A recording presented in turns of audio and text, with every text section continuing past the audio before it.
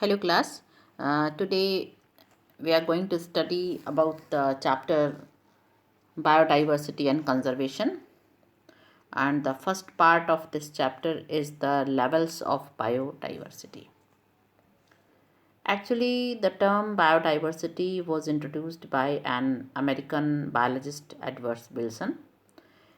He was not only a biologist but he was a sociobiologist. And so, the biodiversity, according to him, is referred to the variety of the life forms and habitats that found in a defined area. It represents the totality of the genes, species, and ecosystem of a given region. The levels of biodiversity includes the three interrelated hierarchical levels. That levels are biodiversity, biological diversity, includes the genetic diversity as well as the species diversity and ecological diversity. So, according to the genetic diversity, the genetic variations existing within a species, it is called the genetic diversity. The variations may be alleles in form of the total number of genes, or sometimes in form of the chromosomal structure. The number of genes, as per given this list below, according to that, mycoplasma have 450 to 700 number of genes present, and E. coli bacteria having 4000 genes, and Drosophila melanogaster or the fruit fly having the 13,000 genes.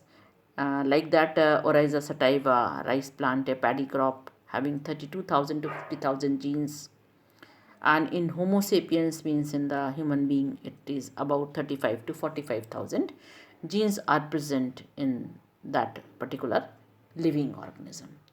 So, according to the genetic diversity, we will study, and according to the species diversity, it is the level is called the species diversity.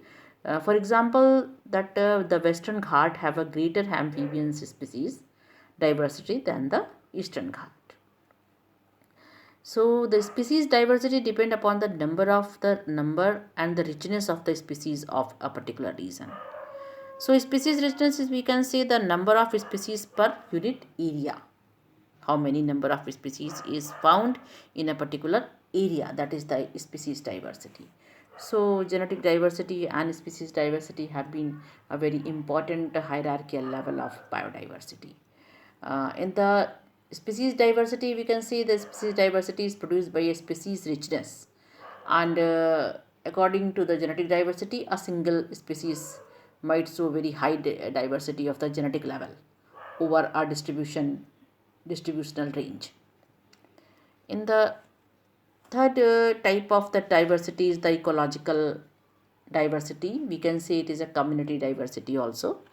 So it is the variety of ecosystem which indicate the diversity in a number of niches, the tropical level, food web, nutrient cycle, and ecological process is also here.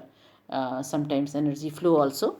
So example of this ecological diversity is that are deserts, rainforest, mangroves, plants, coral reefs, wetland area, estuaries, and alpine meadows. They are known as the ecological diversity. So you can see here the ecological diversities are the rainforest, the mangroves are those plants which is found near the seashore, and coral reefs also there sometimes. So desert is also there. So these are known as the ecological diversity.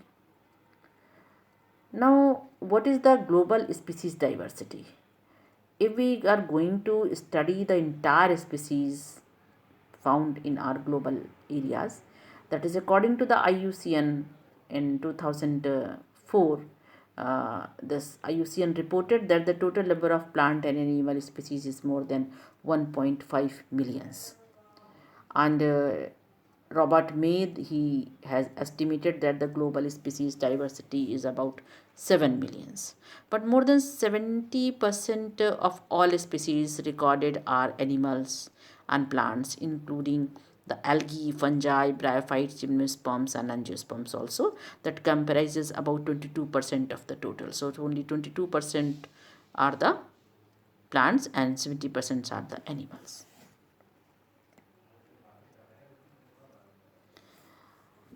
Among the animals, insects are making up more than 70% of the total. Means if 100% animals are there, then 70% are the insect.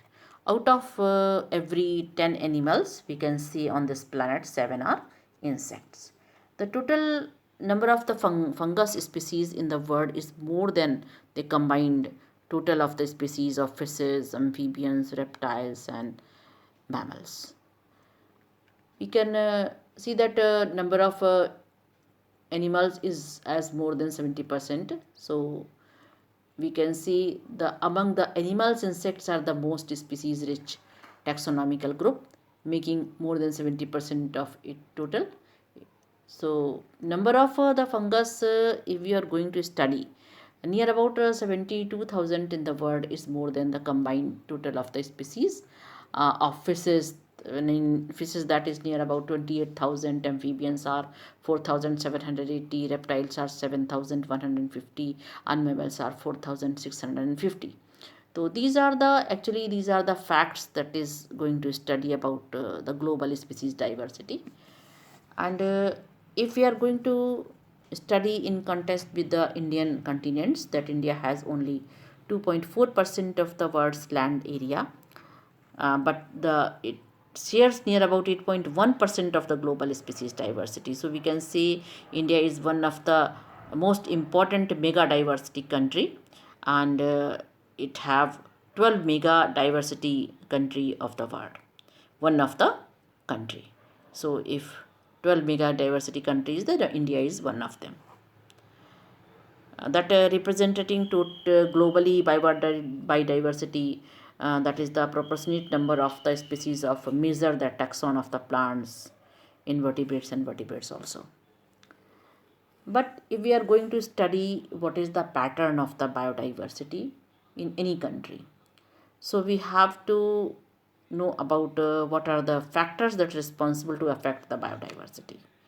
So biodiversity is not an uniform throughout the world, but shows uneven distribution there, and it is affected by the two factors. One factor is the latitudinal gradient and another is the species area relationship. So these are the two factors.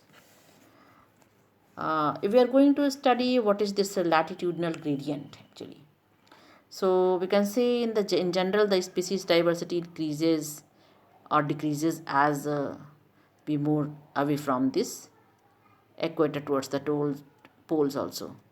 So few exceptions is found here. The tropics latitudinal range, that is a 23.5 degree north to 23.5 degree south, and it harbor more species than the temperate or the polar areas. So as we move from the low to high latitude, that is from equator towards the poles, we found that biodiversity decreases. In other words, the biodiversity is minimum in the Antarctic regions, as the moderate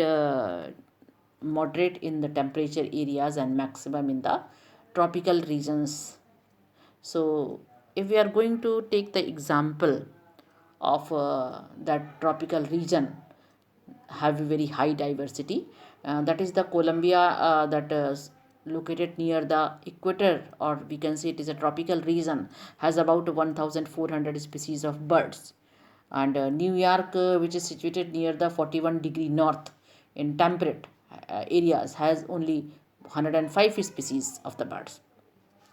And if we are going to see in the Greenland, which is situated near the 71 degree north in Antarctic areas, it have only 56 species of the birds there. But if we are going to study about the India, that India has more than 1200 species of birds, because most of the land area in our country is lies in the tropics area. So a forest in a tropical region like Ecuador has 10 times more species of the vascular plants, as well as is compared to the forest of the equal area in the temperate regions like in the Midwest of the USA. So these are the latitudinal gradients. We find that if we are going to study the distribution of biodiversity in the Amazon rainforest, we know that the tropical Amazon rainforest in South America has the greatest biodiversity on the earth. So if we are going to study in a data that found the plant species is more than 40,000, and in mammals there are near about 427 mammals are there in Amazon rainforest. Birds are 1,300, reptiles 378, amphibians 427, fishes are 3,000, and invertebrates are more than 1,25,000. So these rainforests might have at least 2 millions insect species yet to be discovered and named. Uh, we can say a region of this biodiversity enriched in these tropics areas. What is the reason behind this? So, greater biological diversity in these tropic areas. What are the reasons behind this?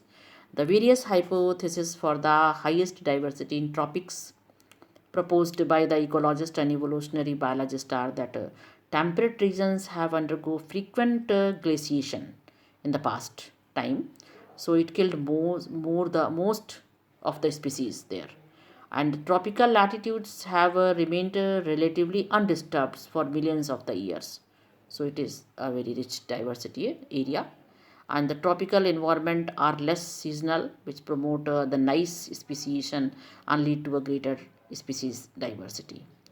And one more thing is that more solar energy is available in the tropics area, which contribute to higher productivity, and it turns might contribute the indirectly to a greater diversity. These are the regions of this. And the second thing is the pattern of diversity is the species area relationship. So a German naturalist and geographer, that is the Alexander von Humboldt, while exploring the South American jungles, found that within a region species richness increased with increasing explored area, but only up to a limit. The relationship between this species richness and area turned out to be a rectangular hyperbola for a wide variety of organisms like angiosperms, plant, birds, bats, and freshwater fishes also. So this relationship is in a straight line in a logarithm scale. He has given